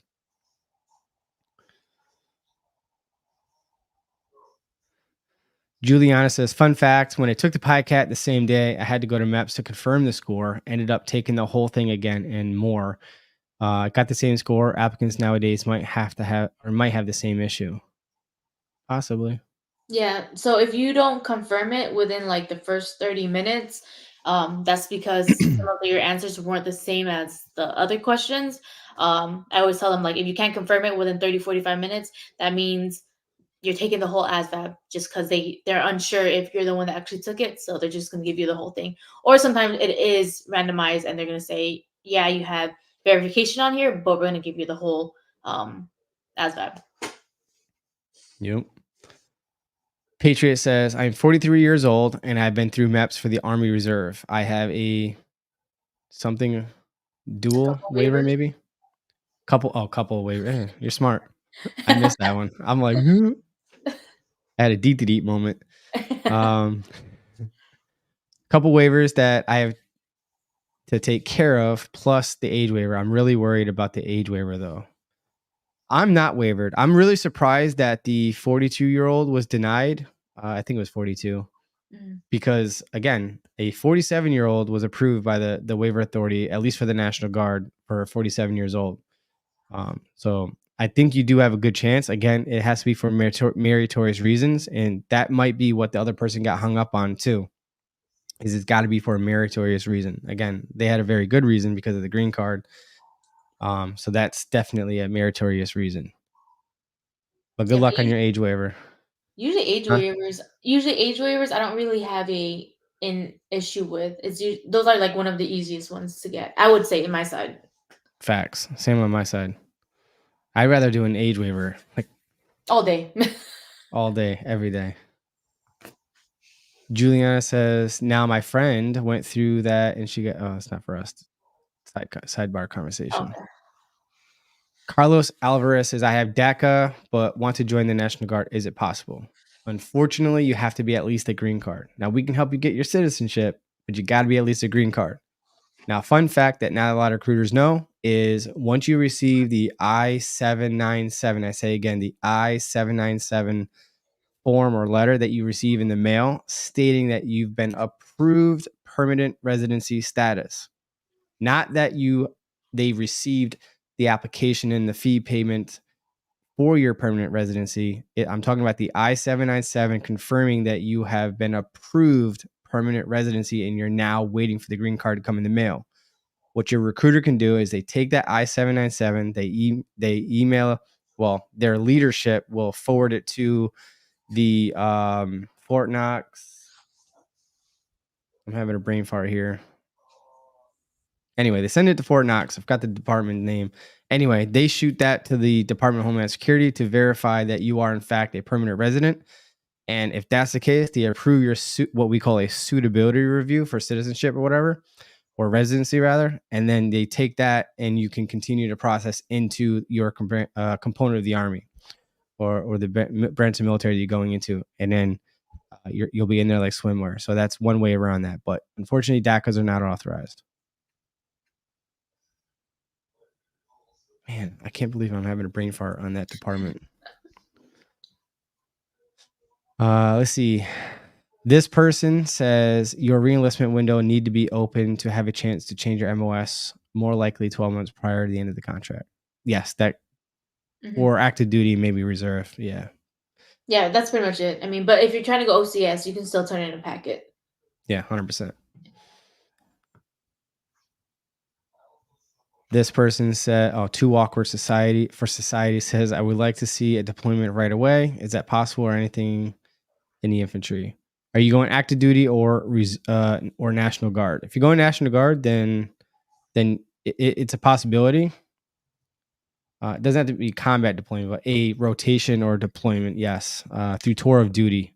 It's a website that you can access through a DoD issued device, like a computer. And you can look at units across the country that are looking for people to backfill units that are struggling to hit the numbers they need for that deployment. Or you can go within your state of the National Guard. And same thing with the reserve. But again, they only have one infantry unit. Mm-hmm. Peace, Love, and Guns, currently leaving in November. Oh, you already spoke about it. It was long. Yeah. I guess he wasn't here for it. Watch the replay, my guy. Sorry, not sorry. No, I'm just kidding. But definitely go watch the replay. We went pretty good on that. Drillbit Taco, interesting name, says, I was Navy CB, never was on a ship. I was ground forces, 4 deployments, 2 Afghanistan, 1 Africa, and 1 Okinawa.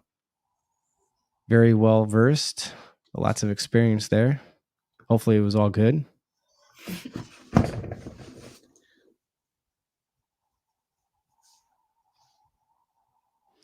Adam Harp, hello. Hello.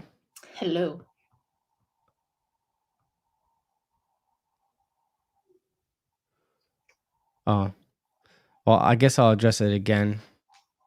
Or did I already address? I No, I did address this. Yeah, I did. Yeah. That's probably why he did the super chat, because I didn't get to it fast enough. Yeah. We definitely addressed it. Okay. Adam says, could someone with arthritis, I think, join without a waiver, even if you explained it at MEPS? Arthritis is usually a no-go at this station.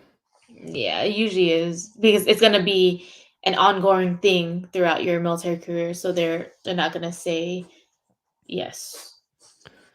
Hypothetically, though, if you did get an approved waiver, chances are you'll be fine. But if your waiver gets denied, you're a no-go at this station. Do not pass go. Do not collect $200. Mm-hmm. You heard that? I'm like, what is that? Oh, man. I'm just glad they're finally working, and I keep forgetting that they work now. I forgot what we were talking about. Probably about the 09 Mike program, where she said, don't be that soldier. Well, this is a good question. I'll share my experience with the Guard, but this person is asking, can you choose when you ship out to basic training? You can, in a sense. So whenever you finish your PICAT and so what happens with us, you do your PICAT. If you get a score that's over a 30, so you get 31 and above, right, you can lock in a job. So the job opening will be open and you're able to click on the job, and then you can see like the dates that they're shipping out. So you can't be like, hey, it's October 23rd, I want to leave October 4th.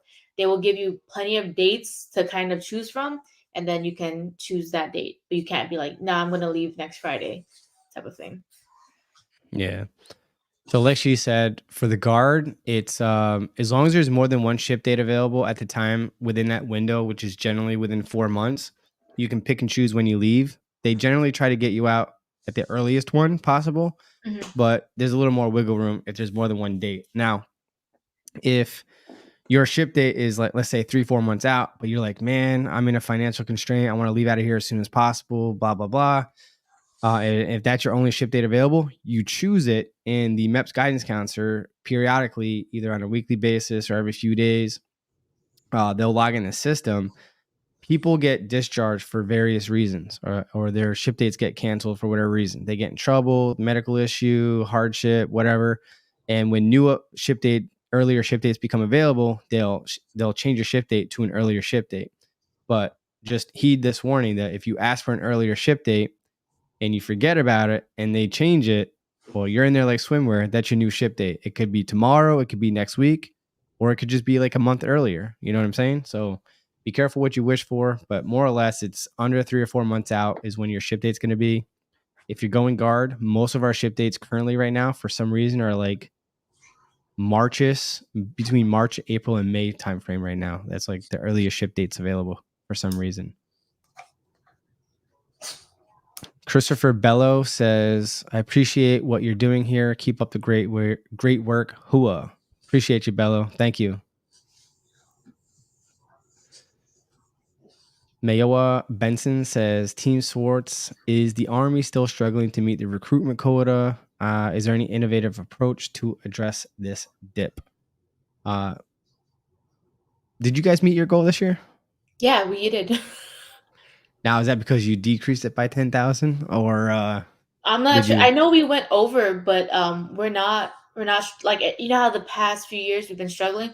No, we finally hit our quota and went above. So yeah, I think we're actually doing pretty good. Yeah, if I remember correctly, the article that I read was normally, in my experience, year to year, the Army generally has a goal, end strength goal of like 40,000 new recruits, and you guys been falling short by about 10,000 for the past few years. And this past year, the most recent fiscal year we just concluded, I believe you guys finished a little over 30,000. And the reason why you guys met your mission is because they lowered the bar of 40,000 to 30,000 to make it look like you guys made your mission. But nonetheless, as a result, because they did do that, you guys made your mission. Yeah, we did. But it's not as much as you guys normally produce. So there is still a dip. But yeah, and for the National Guard, I'm not sure if I know the fiscal year before, we were the only state in New York to make our end strength goal. This year, I think there was a handful of states, but yeah. Now, most of the easy, low-hanging fruit options that they could do to get people in, they've already done at this point. Mm-hmm. Age waivers, 09 mic, changing what's accepted and not, and making it easier for certain waivers that deal with ADD, ADHD, depression, suicidal ideation, attempts, self-harm, among other things. So they're still having discussions about Genesis, but that is a huge question mark and to be determined. And they are currently testing a theory of calculators on the ASVAB test. So once they get enough data to support or not support that idea, they'll take it from there. But don't hold your breath. Yeah.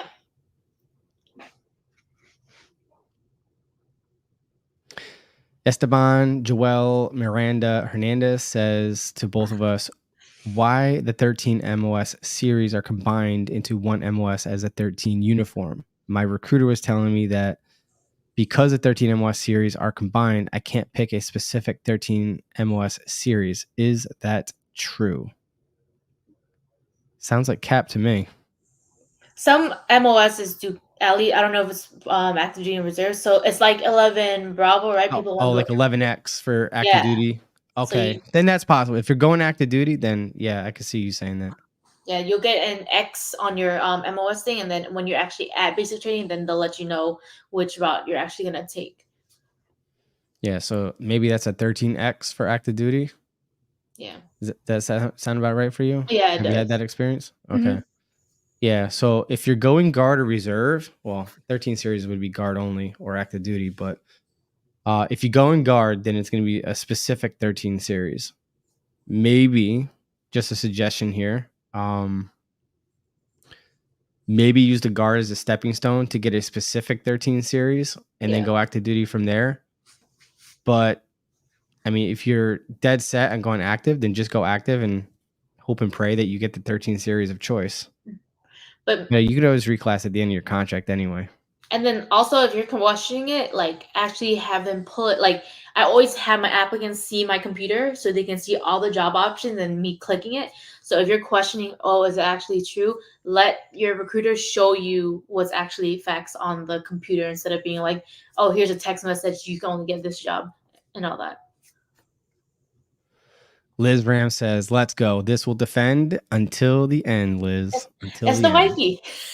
Oh, that's you? Yeah, that's my I wife. mean, that's her. That's what I'm talking about. She's a workaholic. You know, she's just coming home now. Yeah, she says she's peeing. Yeah. Love it. That's hilarious. Yeah, I didn't know who that was. All right, good stuff. Thank you for tuning in. Yeah. Thank you for the watch time and the support. Let's see. We got Bryce here. Oh, hang on. Did I click on that? Oh, missed it. There we go.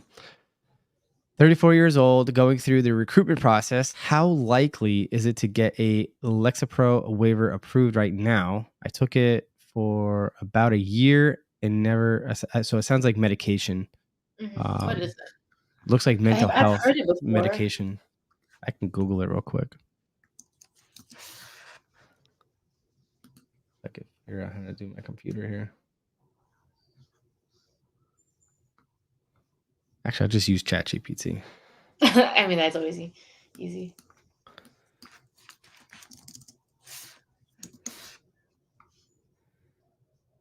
What is Lexapro for? Depression and anxiety disorder. Yeah. So, all right, cool. So, yes, waivers can be authorized depending on the severity, the diagnosis, the types of medication, the dosage and strength of the medication, and the duration of your mental situation. A waiver can be entertained. Now, with most antidepressants or mental health waivers, they want you to be off of medications for typically 24 to 36 months. Now, if you had like an isolated activating event that was like my wife left me and I was depressed for 30, 60, 90 days, was on medication for 30 days or whatever the case may be, then it could be like 6 to 12 months minimum waiting period. But if it was something that was more in depth, your 24 to 36 months is usually what MEPS will recommend that you'll have to wait at minimum before you can apply for a waiver or even do a medical exam. But I did a whole medical waiver guide here. I'm going to put it in the chat box if you're still here, and definitely check that out because I addressed that specifically. Yeah, same here on our side. Jake says, I read somewhere that running on all fours can be faster than just normal running. I've considered trying it out, but I wouldn't want to waste my time if you couldn't. Thanks. My dog runs in all fours. Yeah. I mean, I've seen some crazy wild videos, but that would take a lot of dedication and consistency to make sure that your upper body would be able to have the endurance to do that. And you would have to work on your technique very, very, very much. Very well, yeah. Yeah. So, yeah, just run on 2 feet. That's what we're designed for. Yeah.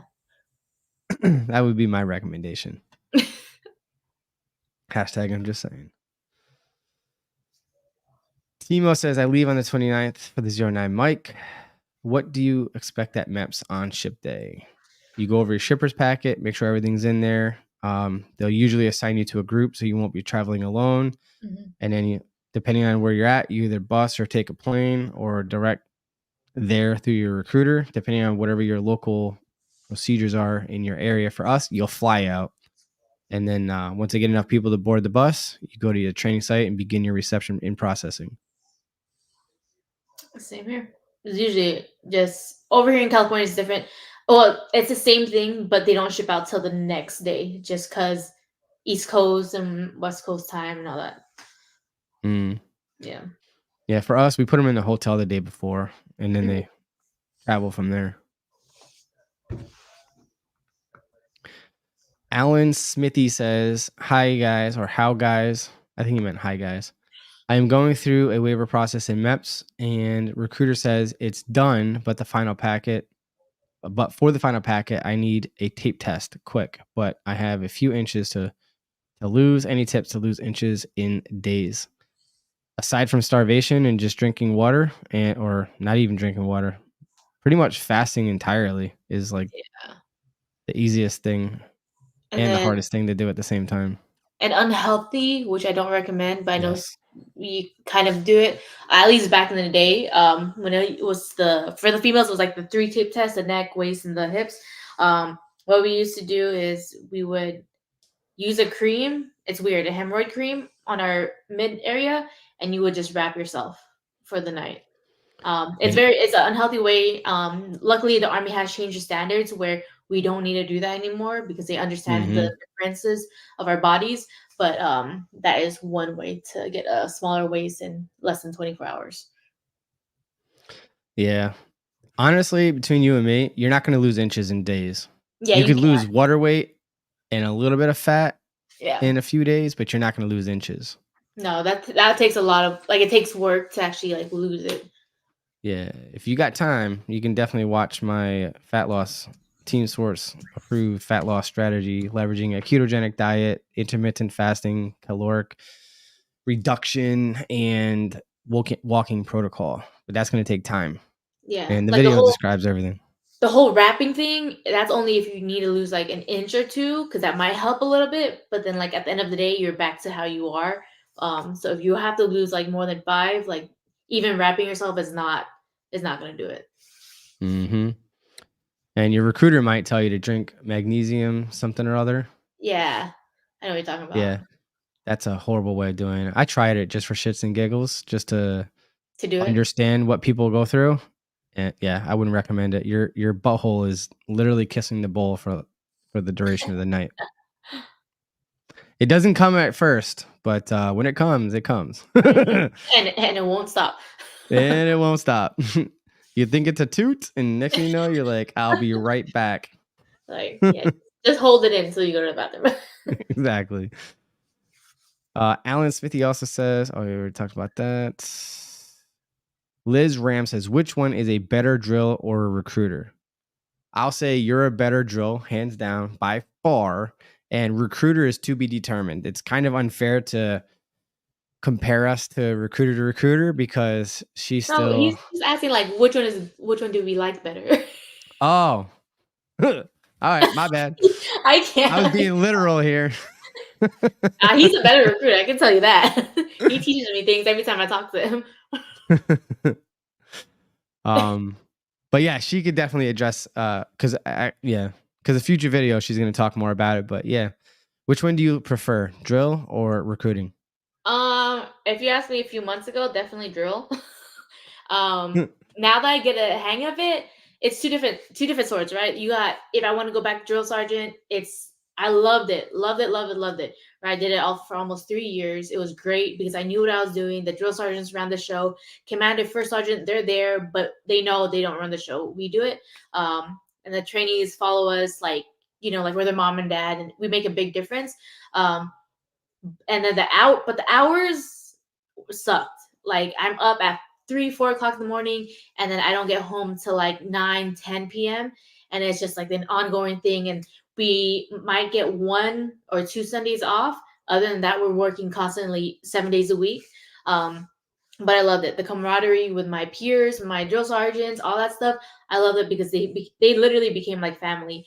But then I have the recruiter side, which I like because I do have my off time. I have my weekends.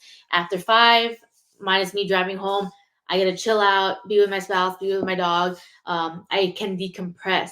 The only thing about that, right, the double-edged sword is I got to deal with, I'm very introverted. I do not like talking to people. I like just being with myself, being with other soldiers, and that's it. So having to talk to applicants is a little bit difficult to me, but then also having to deal with my time getting wasted is difficult. So it's I love being a drill sergeant when it comes to being a soldier and all that, but I love being a recruiter because 1, I am making a difference with other people in the civilian world, and then I can have my own personal life.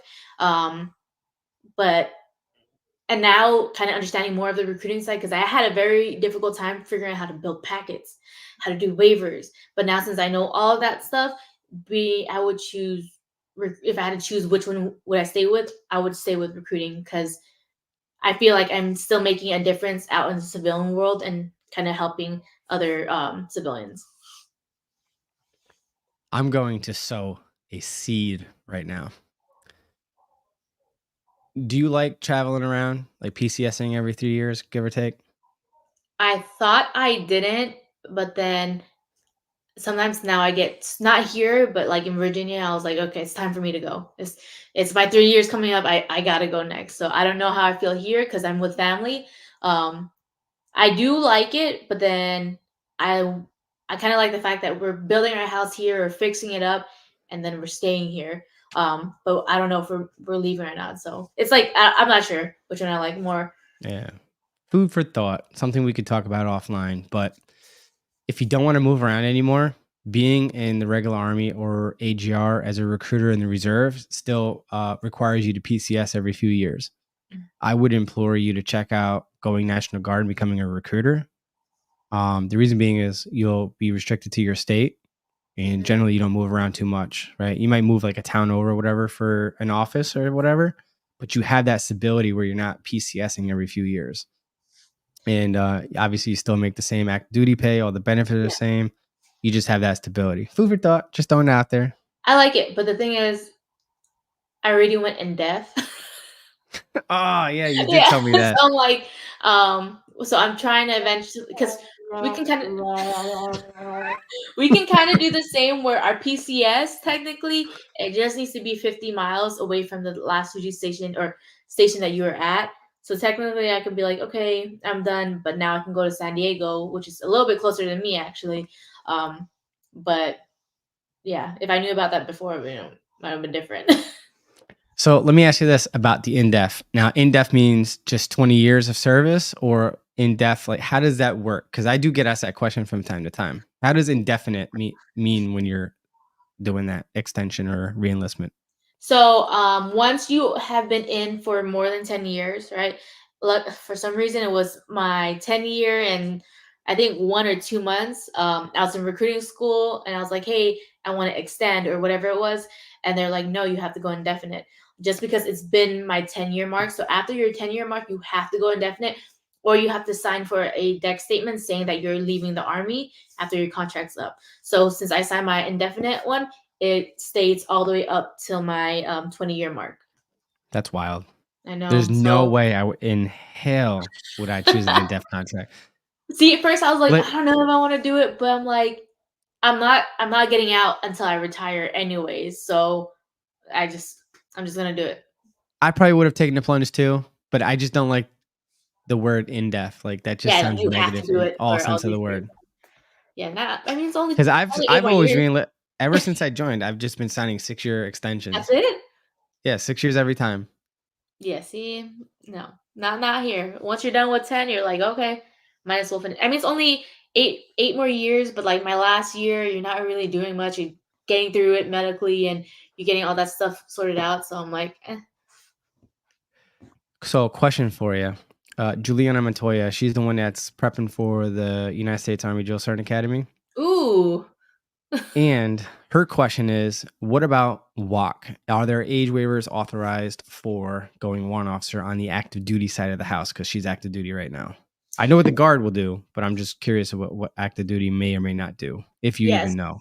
So I looked into it. So for pilots, you have to be, if I'm not mistaken, either 32 or 34 before you actually can, like, in order to do it.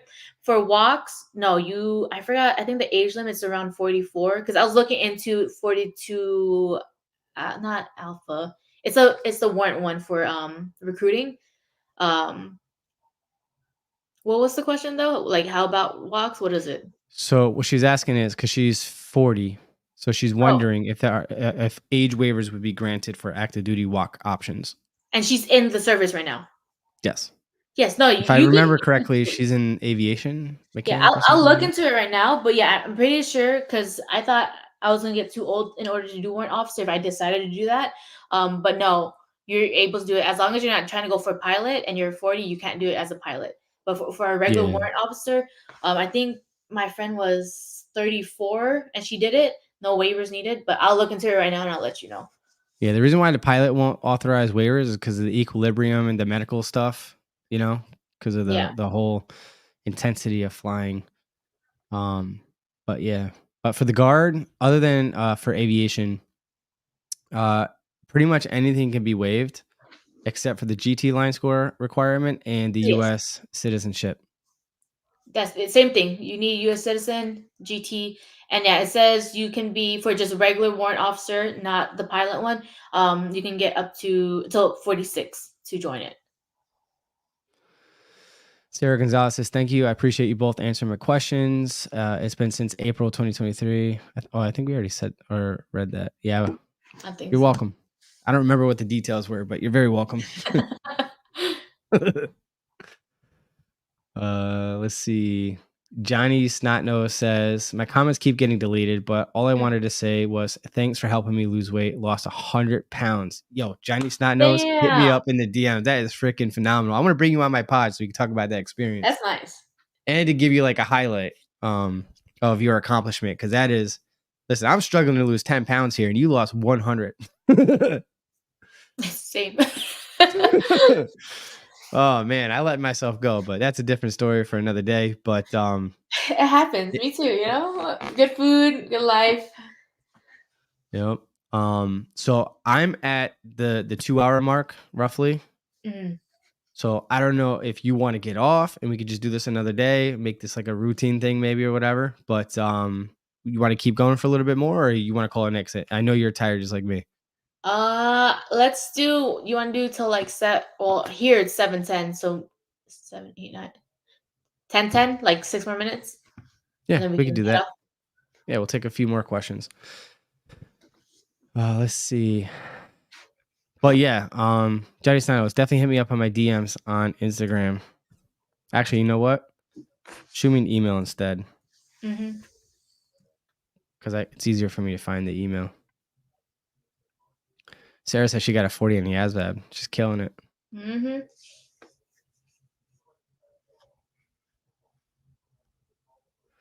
So Belle is asking, is there anyone I can contact to get some support in ensuring my packet is correct and complete? I'm pretty sure my unit doesn't want to let me go since I'm new and they're short-staffed in the MOS. So I think this is the person that wanted to reclass and or change their unit. So unfortunately, your contract is for your contract, and I believe you went National Guard. So worst case scenario, you're going to have to stay until the end of your current contract before you can negotiate changing your MOS and or your units, unfortunately. So if your recruiter said, hey, if you joined and you could just change it when you come back, yeah, you got a, what do they call it? A loop-de-doop, whoop-de-doop, or whatever it's called. Yeah. You can't. Yeah, You gotta like bait and switch. Yeah, you can't just be like, oh, I'm reporting. By the way, can I go somewhere else now? Yeah, it doesn't work like that. You have to do at least, and I actually did a dedicated video of this. You have to do at least half of your unit, because you got to understand the Army already spent thousands and thousands of dollars to get you MS qualified. They want to get some of the juices, some squeeze of the juice or whatever they call it, before they'll even entertain that. So at the end of your current contract, then it would be an option. But right now, unfortunately, your recruiter duped you. Yeah. Sadly. Oh, here's one of my applicants here. Oleg, what's up, man? Appreciate you tuning in. Great stream as always. How long does it take for MEPS to pre-screen your application and schedule a visit? At our location, 3 to 5 business days, as long as everything goes right and our guidance counselor submits it in a timely manner. So once I get that back, I'll let you know. It's only been a couple days now, a day or two. We just did it yesterday. So yeah, so by, what's today? Wednesday, Thursday. So it should be cleared by Monday, Tuesday the latest.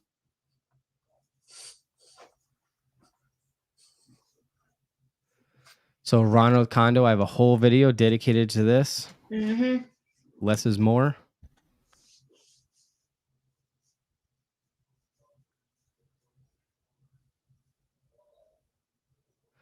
All right, so that's you want to call it a night? Oh yeah, let's do it because my wife's about to be home anyways, and I forgot it's 10 o'clock over there. Completely forgot. Yeah, wifey's already in the bathroom getting ready for the night. Yeah, but yeah, we can do this like a monthly thing or whatever. You just gotta let me know so I can leave work earlier. I was trying to leave earlier, but yeah, we can do it once, twice a month, whatever, you know. Yeah, no. Because I don't have regular Army experience, so you definitely bring a lot of value to the pod, and I'm pretty sure that everyone appreciates you coming on here today. I try. I'll make sure the setup is better. I'm telling you, I had the cap cut, I had the camera and all that stuff, and I'm like, what is going on? And just getting here late, I was like, let me just Let me just put the regular stuff back on. Well, I appreciate you coming in here, and thank you so much. Actually, if you're still here, her contact information to her, not her contact information, I'll add her government cell phone on there if you want to reach out to her. But her Instagram and YouTube is linked down below in the description area. I'll pin a comment with all that on there once I get her cell phone number in the comment section as well. But thank you so much for tuning in. I'll see you guys next week. Same time, same bat channel. Stay blessed, be good, and we'll talk to you. Have a good night. Take care.